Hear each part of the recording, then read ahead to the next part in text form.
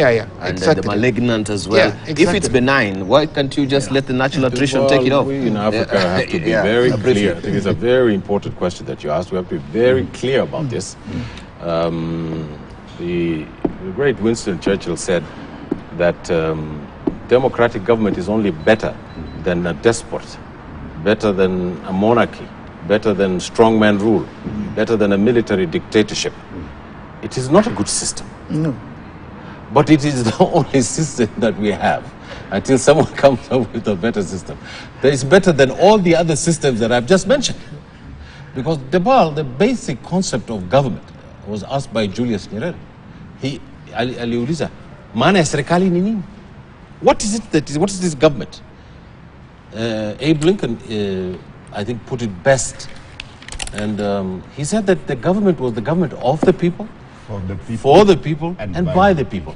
How we do that, Debal, how we do that in East Africa, how we do that in West Africa, has to take consideration into our cultures. It has to take consideration of our worldview. It has to take consideration of our history. It has to take consideration of how we think. We just cannot go and get a fax from the United States and Britain and then come and superimpose it on top of, say, Nyaribari Church. It will not work. But our movement towards creating our own forms of it must be democratic. Is this lie that democratic government came from white people? It did not. It is Kemet in the Egyptian civilization that the Greeks were sitting under, were being taught how to read and write. Then they created this concept after they had studied in the universities in Kemet, which was the Black Republic. Then it is the Islamic Empire that translated the Greek ideas about democracy. And during the Greek time, it was impossible to think of democracy without slavery.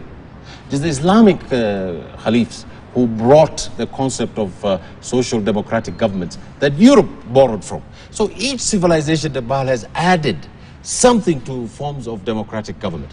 Today in Africa, we have to sit down and ask ourselves, what is leadership? What are institutions? How do they work? How do we bring it closer to the people? We in Kenya have developed something that's amazing. We have something called devolution. There was no hospital in Mandera to deliver mothers who needed cesarean sections. The body was not there. To date, it's there. Kisumu, Port Harcourt, under the leadership of Mr. Nyong'o, used to look like a colonial town. Nothing had been done in 30 years or 40 years. Just go to Kisumu and see it today. Travel to Kakamega and see what has happened. Of course, my community there, the Somalis are not, their self-rule is still alien to them. They want to loot the money. But sooner or later, the generations will come after them and take this money. Thank you. We need to find a system that is under the sky of democratic government that we see ourselves in, that represents us and how we want the future to look like. Okay. All right. I wanted just to draw attention also on this particular picture here. If my director may just take it in full. Because this is where the world is gravitating to and changing, looking at the global order. EU leaders beat a path to Xi's door seeking China's help. And in the weeks since Chinese leader Xi Jinping won a third 5-year term as president, setting him on the course to remain in power for life, leaders and diplomats from around the world have beaten a path to his door, no more so than those from Europe. French President Emmanuel Macron made a high-profile state visit to Beijing last week, accompanied by European Commission President Ursula von der Leyen, just days after Spanish Prime Minister Pedro Sanchez, German Foreign Minister Annalena Baerbock arrived in the northeast port city of Tianjin. Also last week, following a visit by Chancellor Olaf Scholz in November, the European Union's foreign policy chief, Joseph Borrell, would have been in China last week as well, had it not been for COVID-19 that he tested positive. For the 27-nation trading bloc, the reason to head to China are very clear.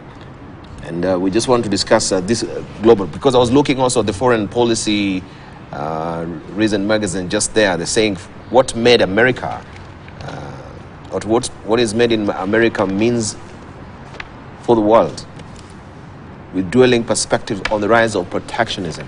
Could we? I know we don't have much time, but I think this is a bigger issue. that Noah had raised so far, and the global order. Are we smarting around the world because of a change of a global order? Are people being affected because of a change of global order? Last comments, I guess. Are these our last comments? Yes. Just give a brief comment on this, then we wind up. The world, there is several things that is happening.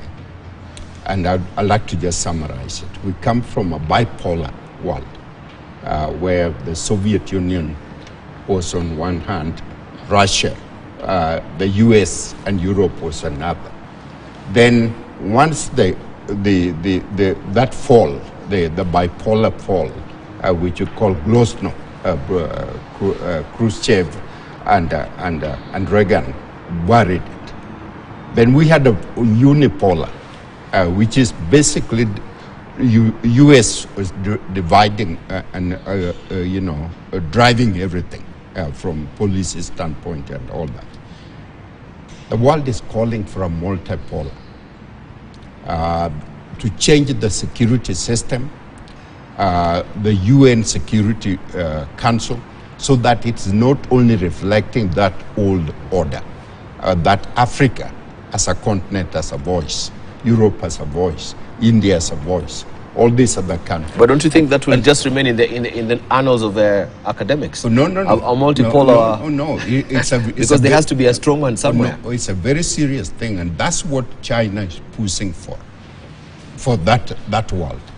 Now, people like Macron is a different case altogether. First, is very unpopular at home, and you need that leverage. And so, but Africa needs to focus on the idea of creating a multipolar world, so that we are not held up by the World Bank. We have the choice, we have the option. If we want to go to China, we want to go to Europe or wherever, and that people are treating us as a significant entity.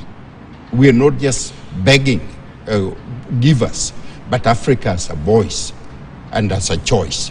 This is the world that US is not very comfortable with getting into that world. So let me say two things. First, the US has $25 trillion base and the largest military base in the world. China is 17 trillion, okay? And now one of the largest military base in the world. Russia has less than 2 billion. 2 trillion in there, and it's gone down. So the only thing Russia is left with is what we call the Big Bang, nuclear warhead. That's the only thing that's left. They cannot fight a conventional war with Europe right now.